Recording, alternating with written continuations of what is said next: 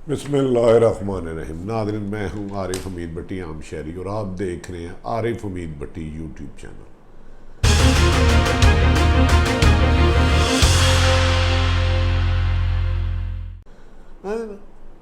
1947 में पाकिस्तान का क़याम अमल में आया और कायदे आज़म का मकसद था कि अक़लियतों को उनको हकूक़ देंगे, लोगों को उनकी काबिलियत मेहनत के बदले उनको नौकरियां मिलेंगी, मेरिट का आम होगा, नाइंसाफ़ी का ख़ात्मा होगा। पर बदकिस्मती रही इस मुल्क की, हुक्मरान तो करप्ट मुसल्लत होते रहे, मगर आवाम ने भी अपना हाथ करप्शन से हर दौर में धोया। ये करप्शन का सिलसिला ना नया है ना पुराना है, शायद ना आखिरी है। पिछला 40 अगर साल देख लें तो people's party Noon, Musharraf and दया कंपनी खैर ये एक ही थे। इस दौर में करप्शन को लीगल कर दिया गया, इंडस्ट्री का दर्जा दे दिया गया। पाकिस्तान में दुनिया भर में साइंस ने उतनी तरक्की नहीं की जितनी पाकिस्तान में करप्शन, नाइंसाफ़ी और लूट मार ने तरक्की की। इसमें पीपल्स पार्टी और नवाज शरीफ के दौर में भी बेपनाह करप्शन रही और हर चीज़ में तकरीबन कम व बेशतर करप्शन की कहानियाँ मंजर आम पर आती रही, पर सज़ा नामुमकिन रही। करप्शन के ख़िलाफ़ कार्रवाई पहले आज से 15-20 साल पहले किसी को कहा जाता था कि सर आपका फ़लाँ आदमी करप्ट है, तो उसको पसीना आ जाता था। आजकल अगर किसी को कहें तो वो कहते हैं उसको बात छोड़ें, आप अपना इशू बताएं। इसको मुल्क की बदकिस्मती है। कहते हैं जिस जिस्म में लुकमा हराम गया वो इंसाफ नहीं कर सकता। अल राशि वल मुर्तशी, रिश्वत लेने और देने वाला जहन्नमी है, तो फिर बेहतरी की उम्मीद आप किससे रखते हैं? मुझे उसका नाम बता दें। खैर, ये एक तवील बहस है। यहाँ करप्शन में मुकाबला लगा हुआ है। कस्टम लूट मार की इंतहा, इनकम टैक्स लूट मार की, रेवेन्यू, पुलिस, FIA, वापडा, PIA, गर्ज ये कि मुझे नहीं याद, ज़कात उशर के अदारे में भी करप्शन हुई।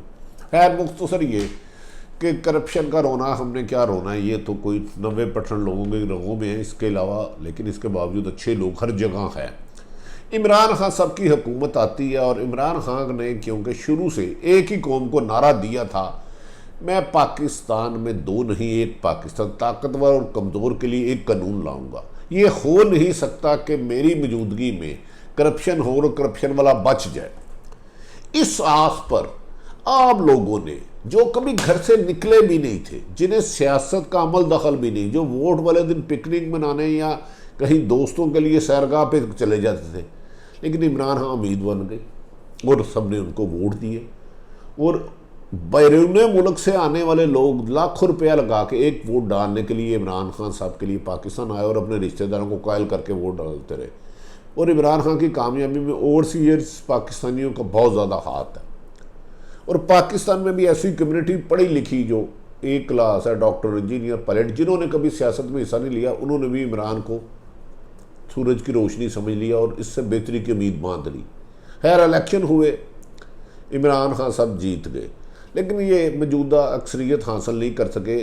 मिली जुली, किसी की टांग, किसी की नाक, किसी का कान, किसी की उछल, किसी की दुम पकड़ के बनाया गया। इमरान खान साहब आ गए, 4-5 बुलंद बाले दावे भी साथ ले आए, लेकिन वो भूल गए कि इन दावों पर हुक्मरान जब इक़्तिदार में होता है तो दावे नहीं करता, शिकायतें नहीं लगाता, सिर्फ इंक्वायरियाँ, GIT रिपोर्टें नहीं मांगता, लोगों को सजाएं देता है और कानून का एहतराम इतना लोगों को दिलों में डाल देता है कि वो करप्शन की जुर्रत ना करे। लेकिन बदकिस्मती ऐसा नहीं हुआ।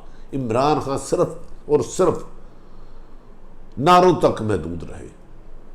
इन 2 सालों में मैं आपको यकीन से कहता हूँ करप्शन में एक माइनस कमी नहीं हुई। इमरान खान ने नहीं की होगी। हमारी इतला आज तक के मुताबिक इमरान खान नहीं करप्शन करते। अगर किसी और के पास सबूत है तो वो जाए, लेकिन मैं अपनी बात बता रहा हूँ।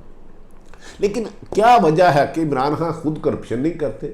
करप्शन के खात्मे के लिए जद्दोजहद भी करते हैं, लेकिन करप्शन बढ़ती जा रही है। पिछले दिनों कस्टम में कहा जा रहा है इन 2 सालों में कस्टम और इनकम टैक्स ने जितना पैसा कमाया मादी में कभी कमाया ही नहीं। पुलिस तो खैर कानून ही नहीं है इस मुल्क में। 5-6 माफिया के पकड़ने का दावा इमरान खान साहब ने कहा, मैंने नहीं कहा। आईपीपीस, पेट्रोल, गंदुम और दीगर चीजें, लेकिन किसी एक मुल्ज़िम को आज तक सजा नहीं दिला सके। आज तक सिर्फ मुखालफिन को कुचलते रहे। इस दौरान इनके करीबी वुज़रा ने पुराने वुज़रा के भी रिकॉर्ड करप्शन में तोड़े, और जब ये हुकूमत जाएगी इमरान खान पे करप्शन का इल्ज़ाम ना है, लेकिन उनके साथियों पर आएगा। उनका वज़ीर आज़म का प्रिंसिपल सेक्रेटरी चंद रोज कबल पहले, जो सबसे तकलीफ दे खबर है नाज़रीन, मैं इमरान खान से ये तवक्को नहीं रखता था, कम्युनिकेशन के चेयरपर्सन का बोर्ड हो रहा था, चेयरपर्सन और एक और लग गया। 7वें नंबर पर प्राइम मिनिस्टर ने कहा इसकी सीवी पढ़े। उसने सीवी पढ़ने वाले ने कहा ये करप्ट आदमी है। इस दौरान हफीज़ शेख बोले कि सर ये मेरिट पे तो बिल्कुल भी नहीं आता। प्राइम मिनिस्टर साहब उससे नाला हो गए। कहा जाता है कि वो जुल्फ़िकार बुखारी ने उसकी सिफारिश की थी। वज़ीर आज़म साहब एक बात याद रख लें, ईमानदार होना अच्छी बात है, बहुत अच्छी बात है, ये बहुत कम लोग रह गए ऐसे, लेकिन अपनी नाक के नीचे करप्शन की इजाज़त देना ईमानदारी पे भी सवाल उठा लेता है। आपको इन करप्ट माफिया से निजात दिलानी होगी। ये आपके दोस्त नहीं, ये आपके वेल विशर नहीं, ये मुफाद परस्तों का एक टोला है, जुल्फ़ी बुखारी एंड कंपनी और ऐसे कई लोग जो इक़्तिदार के जब तक आप ऐवान में हैं आपके साथ बैठे हैं, आपको छोड़ के भाग जाएंगे। ये 20 करोड़ अवाम, मजदूर ने, किसान ने, तालिब इल्म ने, बैरून मुल्क रहने वाले ने, डॉक्टर ने, इंजीनियर ने, पायलट ने, गर्ज ये कि हर तबके के लोग ने आपको वोट दिया इस उम्मीद से कि आप इस मुल्क को खुशहाल बनाएंगे। अगर पंजाब की बात कर लें, आप 10 ज़िलों में सिर्फ दयानतदार मेरिट पे हार्डवर्क अफसर लगा दें, आपको पता लग जाएगा कि कितनी लूट मार हो रही है। आपके इत्तेहादी इत्तेहाद छोड़ जाएंगे। हर काम में कमीशन, हर काम में कमीशन। गर्ज ये कि जिंदगी मुश्किल कर दी है, कब्र लेने के लिए कमीशन, कफन लेने के लिए मुसीबत। आप तो दावे करके आए थे मुझे 2 नहीं एक पाकिस्तान होगा। आप तो कह के आए थे मैं अवाम को उसके हकूक दूंगा। मैं ये बता दें, पीपल्स पार्टी करप्शन करे गलत है। नवाज शरीफ दौर में मुबैना करप्शन हुई होगी, 100% हुई होगी। जरदारी दौर में हुई होगी, 100% हुई होगी। कोई उनमें कसम नहीं खा सकता। वो हिस्सा लेते या नहीं लेते ये भी अदालतें जाने। हमारा ख्याल है कि आप नहीं लेते, लेकिन आपके दौर में करप्शन कम क्यों नहीं हो रही है सोचें, और अपने इस होल से निकले जो इर्द गिर्द फ्राडियों का आपके आ गया है। यहां तो आप तक सच आने ही नहीं दिया जा रहा, हकीकत आने नहीं जा रही। पिछले दिनों कस्टम के एक अफसर ने इतनी दिहाड़ी लगाई है कि वो जश्न मना रहे हैं। इनकम टैक्स वाले देखो वो लूट मार है, FPR वाले देखें वो लूट मार है। तो मेरा सिर्फ सवाल आपसे ये है, ये जो लोग आप उम्मीद बने थे पाकिस्तान की नौजवानों की कि हम पढ़ेंगे लिखेंगे मेरिट पे हमें नौकरी मिलेगी, लेकिन ऐसा नहीं हुआ। लेकिन इसका आप भी जिम्मेदार होंगे। आप बरीउल जिम्मा नहीं हो सकते। आप करप्शन नहीं करते, लेकिन आपकी नाक के नीचे करप्शन हो रही है, इसको रोकें। इसके लिए ये है सिर्फ ईमानदार, दयानतदार, मेहनती और काबिल लोगों की जिम्मेदारी लगाएं कि वो आपको हकायक सिर्फ बता दें। फिर आपको होशरुबा इंकशाफत होंगे कि इतनी लूटमार। लिहाजा आपको एक अच्छी टीम की ज़रूरत है। आपका विजन क्लियर है, लेकिन बयानात की हद तक ना जाए। मैंने एक वाक़या बता दिया, इस पे आपसे जुल्फ़ी बुखारी आपके नाम पर एक जो बाहर बैरून मुल्क अम्बेसियों में ये भी वहाँ भी पैसे बनाए जा रहे हैं।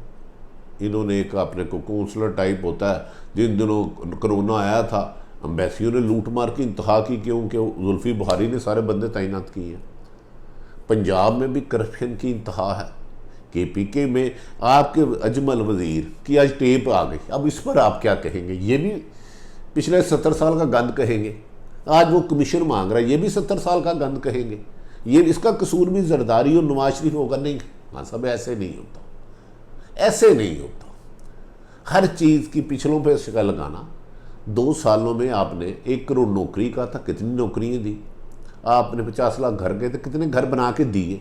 इसका भी जवाब दें। याद रख लें, आवाम आपसे प्यार करती थी आपके विजन की वजह से कि आप साफ, शफाफ, पुरअमन, इंसाफ पर मबनी माशरा कायम करेंगे। इसलिए नहीं कि आप इमरान खान थे। इसकी आस ना तोड़ने दें अवाम की, इनको इस मुश्किलात से ना डालें। आजकल आपके इत्तेहादी, आपके खिलाफ बहुत ज़्यादा साजिशें कर रहे हैं और उनमें कुछ और लोग भी हासिल है। मीडिया आज़ाद नहीं है, हाँ सब नहीं है आज़ाद, हम पे पाबंदियाँ हैं और आपको भी पता है किस नज़रिए से आप पाबंदियाँ लगाते हैं। लेकिन इसके बावजूद शम्मा जलती रहेगी, जितना मर्जी अंधेरा हो, एक दिया सही जलाएंगे तो उसकी रोशनी दूर तक नज़र आएगी। यही अल्लाह का निज़ाम है। तो लिहाजा इमरान खान साहब अपनी पार्टी से शुरू हो और ये जिनसे खास पीपल्स पार्टी की हुकूमत उनकी उल्टा लटकाए, इंक्वायरी नहीं, JIT नहीं, रद्दी का काम ना बढ़ाएं, करप्शन का खात्मा किए बगैर मुल्क को आगे नहीं ले जाते। और आने वाले दिनों में मैं आपको एक यकीन से कहता हूँ 10 गुना ज़्यादा कारोबार स्लम आने वाला है। इतनी बेरोज़गारी बढ़ती जा रही है, मुझे डर आ रहा है, मुझे खौफ है उस वक़्त से कि जब भूख के बिलके हुए माँ बाप और बच्चे सड़कों पे निकलेंगे और बड़ी बड़ी गाड़ियों और महलात और हीरे जौहरात पहनने वालों लोगों से छीन के कहेंगे हमारे खून पसीने से ये इमारतें बनाने वालों जालमों, इस पे हमारे बच्चों का हक है। उस वक़्त को रोके खान साहब, इस हकीकत को समझे, हर तनकीद करने वाले को अपना मुखालिफ ना समझे। सच कहना हमारी भी जिम्मेदारी है। हम में भी करप्शन होगी, साफियों में, इसका एहतसाब करें। सो बिस्मिल्लाह अभी से शुरू कर दें, लेकिन एहतसाब गैर जानिबदार करें। सेलेक्टेड एहतसाब पुरानी बात हो गई। और आखिरी खबर आपको देता चलूँ, नवाज शरीफ और जरदारी साहब की फ़ोन पर रब्ता हो गया और बड़ी अहम डेवलपमेंट हुई है। हाँ, ये डेवलपमेंट यकीनन किसी बड़े NRO के बाद टूट जाएगी। इनका माजी इसी चीज़ का गवाह है।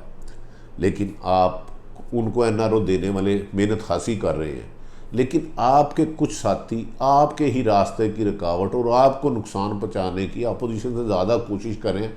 अपोजिशन की नाकामी के बाद आपके नाहल और चंद करप्ट लोगों की वजह से आपकी हुकूमत आवाम के मेयार के बिल्कुल पूरा नहीं आ रही। लेकिन इसका फ़ायदा और नुकसान आपको होगा। कामयाबी इमरान की होगी और नाकामी भी इमरान खान की होगी, वरना ये फिर लुटेरे आ गए तो हमारी आस, बेहतरी की उम्मीद और बेहतर मुस्तकबिल की ख्वाहिश और उम्मीद दोनों टूट जाएंगी। इन्हें टूटने से बचाएं। नाज़रीन, अपने इर्द गिर्द रहने वालों की खुशियों का ख्याल रखें।